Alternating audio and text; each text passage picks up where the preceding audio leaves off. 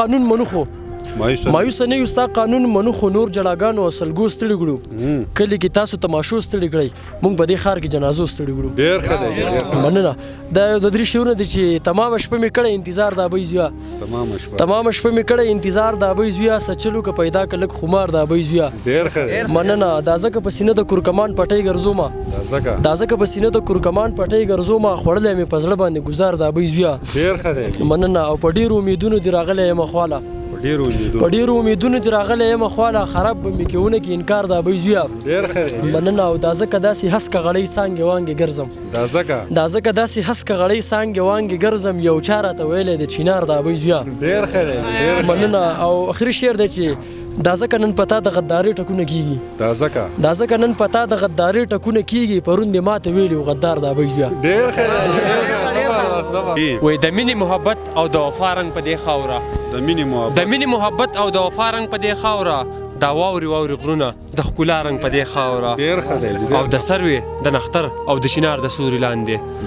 د سروې د نختر او د چنار د سوري لاندې ګودر مې راوړي ځان له د خندا رنګ په دې خاوره ډېر ښه دی او یو درې شعره نور دي سما او په غر ګلونه وشنده او راشه په خیبر ګلونه وشنده او داسې چې رقیب ورته په شا واوړي داسې زورور ګلونه وشنده ډېر ښه او سوات نه چې درځمه تاله څه دروړم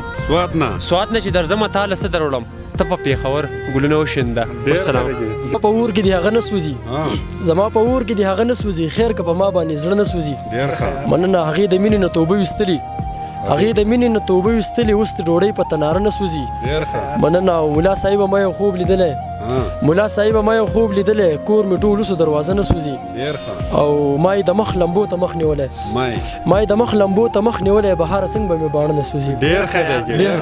سیف الله خان سیف الله انتخاب یو قطعه ده وایي زما تسنس پښتون یې ښه ذرې تقسیم کړو خپل یې زنځیر کول صاحبه څه یې ترې جوړ کړل او زه چې پښتون کوم او پښتانه رایې کوم او دوی چې کشمیر کول صاحبه څه یې ترې جوړ کړل او یو قطعه بله ده وایي په پوله د واګا باندې راوړي ستاسو خپل وي او پر دې شي چې څوک ماله په تور خم باندې راځي او پرون د ترقۍ انتها دا خبره وکړه او قامونه زما غېږ له په قلم باندې راځي وایي ستا د نازونو اداګانو لوګې ستا د نرۍ خندا به وشم او د ژوند نه ځکه مزې اخلمه چې زه څه شودن نه یم چې بیا به وشم وایي بېضمیره بېزیګره سړی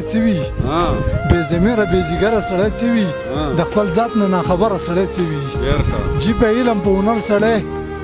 ښایسته شي جی بې علمه بې هنره سړی څه وي